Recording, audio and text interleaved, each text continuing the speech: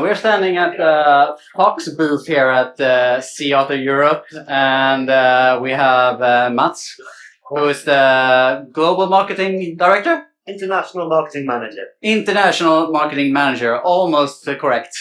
Almost. Almost. We have something quite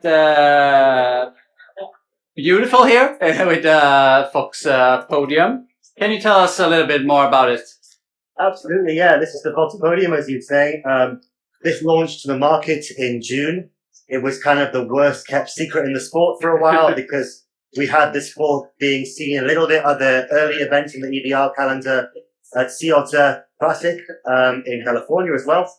But it came to the market in late June. And yeah, this is our first ever with Fox inverted, so upside down single crown fork. And the reason we built this fork is because we wanted to make what we felt would be the best home, you could say, for the Grip X2 damper. So we didn't necessarily set out saying we must make an upside down fork.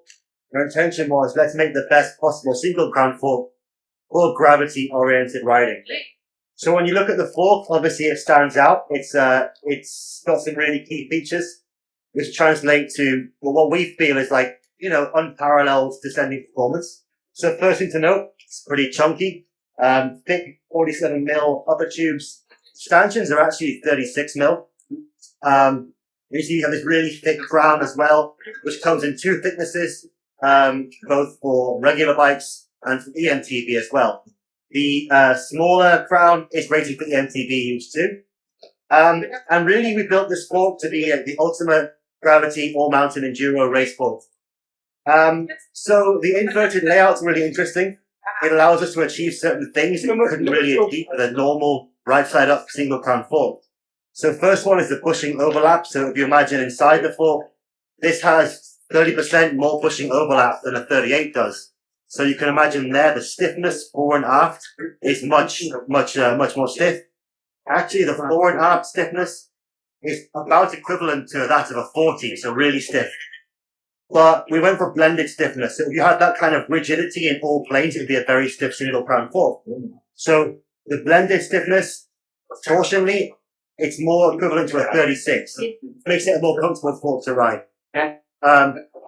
So that was a blended stiffness, and part of how we achieved that is the axle, which is a steel axle. We developed this axle specifically for this fork. We tried 6 different axle configurations, and in the end, felt steel gave us that perfect blend of like torsional fore and aft stiffness. And 20mm axle as well. We did actually try this fork with a 15mm axle in the host typing phase, but we really felt for the stiffness goals that we had, we couldn't achieve that without a 20mm axle. What's the downside with a too stiff fork like this? Well, if I put it in a real world scenario, imagine you're riding down a trail off camber and the fork is too stiff torsionally. Let's say you hit a tree root and the fork pings off. Well, this is avoided by having this much more comfortable level of blended torsional stiffness. So what that means in real life, let's say you're riding a fast enduro trail, you come through a rocky section, it's off camber, the fork is going to track really well. So you have really, really good grip. Okay. And of course, single crown forks can perform very well. Like the 38 is a very proven fork in that enduro gravity category. But this has a level of performance that is ultimately higher. So it's upside down. So you have this constant lubrication of the working parts, which means it's very smooth. The small bump sensitivity is very, very smooth, which is great. And as well with this fork, so it has the new glide force spring.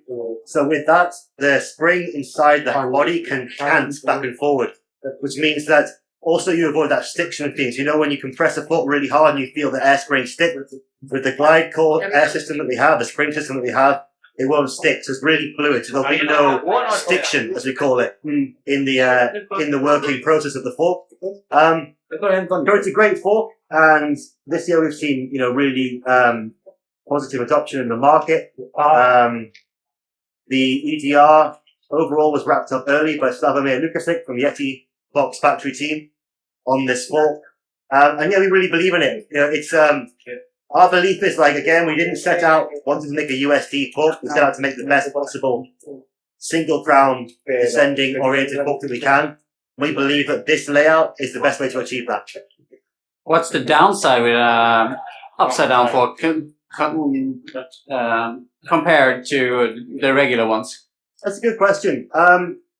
So I guess the one reality is like it is heavier. Like it's, you see, you have this big crown, these thick upper tubes. So it's heavier. There's a weight penalty to pay. And that's probably the main downside. There is a reality too that there is a cost reality to it. This does cost more than, for example, the 38. That is true. It also, because we had to achieve that, what I would say is like, again, unparalleled stiffness and that blended stiffness. That means as well, you have to have a 20mm compatible front wheel, which is obviously not something that everybody wants to do, but that is the trade-off for that level of performance, is how we see it. So yeah, like, I think ultimately, really, there is a cost reality to it. It's a higher spec product. It costs more to make, therefore it costs more to buy. And there is a weight penalty. Interestingly, with this fork, although we built it for the Enduro use case, it has been widely adopted by the ENTB market. You see a lot of OEM brands are speccing it on their premium e-bikes. So for that user group, weight is less of a consideration as well. And one thing I would say, again, we built it for, as I said, like maximum descending performance. And there is, so weight is less of a consideration for that user group. And if we look at the Enduro market, and if you look at the EDR circuit, for example, the average weight of bikes has really gone up now. You have people riding dual casing tires, people having, generally being happier to have a heavier bike if it gets maxed up coil springs as well, inserts, everything. It all adds up to heavier bikes. So people are happy to make that sacrifice in terms of weight for descending performance. And, the only downside, I guess, is you have to ride it up a hill.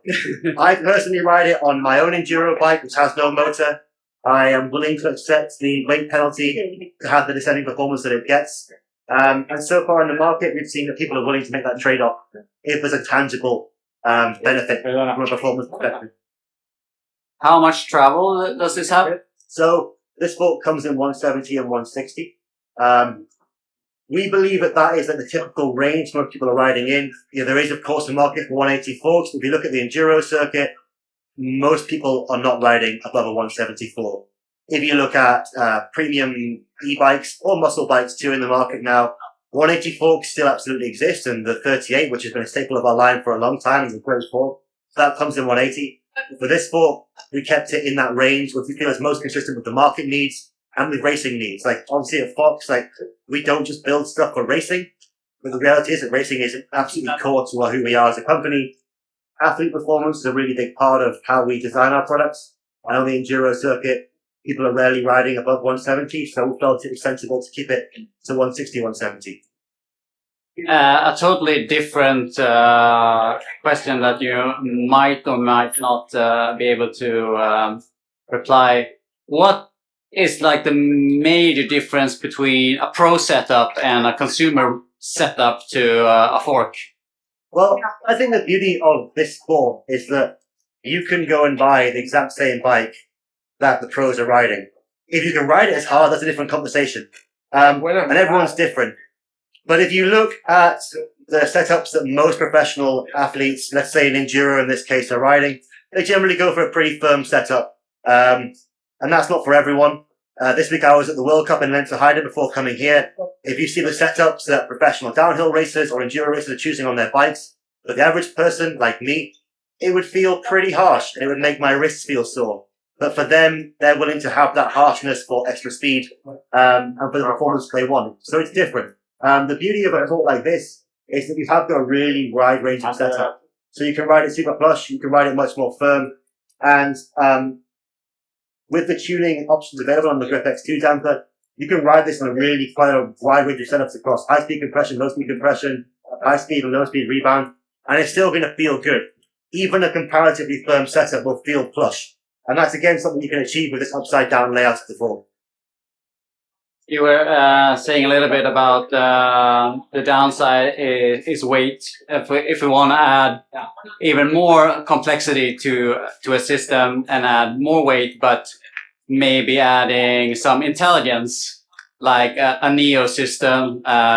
Is that something that you're looking to in the future as well for extra support in climbing or pedaling sections? Good question. So we were the first to market with electronic clamping, let's say, in 2018. The second iteration of Live Valve Neo, as it now is, came out late in 2024 with Live Valve Neo, which without the cables. Electronic dancing is proven, for example, in cross-country racing already. Pretty much accepted that in that people want to knock the fork out. We find that in gravity applications, that's less of a need. Even on technical climbs, which e-bikers particularly enjoy, they want to have that weight over the front. They want the fork to compress. They want to keep their weight over.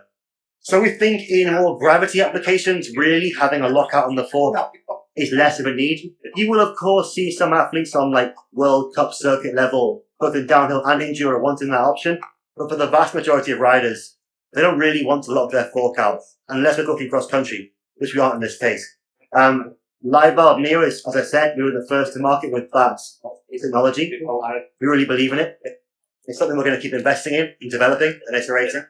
And I think when you combine this level of plushness, support, grip, everything this fork offers with the Live Valve Neo package on the rear shock, which is what our system currently is, you have all the benefits of this fork, then you have that efficiency on the rear end of your bike.